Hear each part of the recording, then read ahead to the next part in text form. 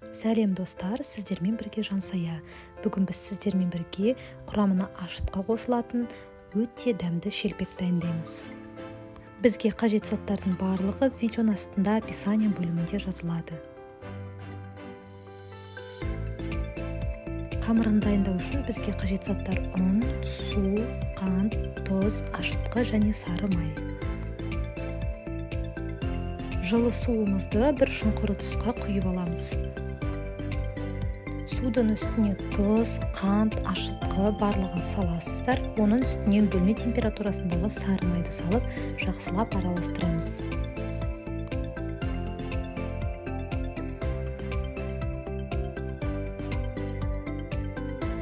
Майды осылай қолдарыңызбен езіп жіберсеңіздер де болады.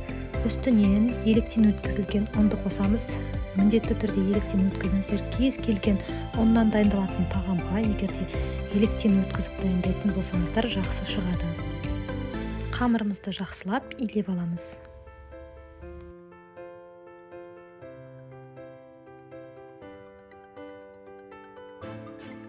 Қамыр қолдарыңызға жабысып тұрса, осылай үстелдің үстіне босатып алып, шамалы ұн қосып, тағы да илеп жібересіздер.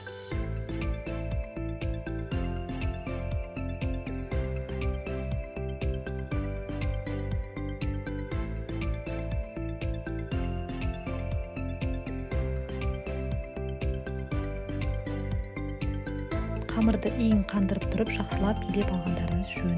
Сол кезде қамырымыз біздің жақсы көтерілетін болады. Қамырымыздың бетін пищевой пленкамен жауып, үстінен орамалмен жауып қойсаңыздар да болады. Сөйтіп 1 сағатқа жылы жерге қойып қоямыз. Қамырымыз көтерілді, оны ыдыстан босатып алып, үстелдің үстіне қойып, бірнеше бөліктерге бөлесіздер.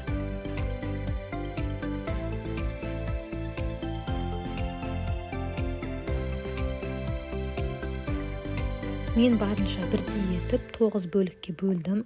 Қамырымызды видеода көріп тұрғандай өстіп дөңгелетіп, астына ұн сеуіп, бір шетке қарай қойып қоясыздар. Пешке майларыңызды қыздырып қойып қоясыздар. Ол қызып қалған кезде ең бірінші алғашқы шелпектеріңізді оқтаулап, майға салып пісіріп аласыздар.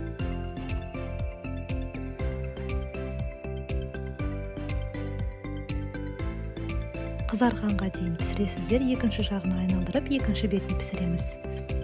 Екінші беті қызарған кезде майдан аласыздар. Бірінші нанымызды пісіріп жатқан кезде екінші нандарыңызды оқтаулап дайындай бересіздер. Шелпектің дұрыс пісуінің тағы да бір құпиясы, нандарыңыздың барлығын бірден оқтаулап алуға болмайды. Біріншісін пісіріп жатқан кезде екіншісін оқтаулап дайындай бересіздер. Ерте оқтаулап қойған нанның беті кепкен кезде жарылып дұрыс піспейді. Осымен біздің ашытқымен дайындалатын шелпектеріміз дайын болды. Менімен бірге дайындауға кеңес беремін. Айттарыңыз қабыл болсын. Менің каналыма тіркеліп кетуді ұмытпаңыз.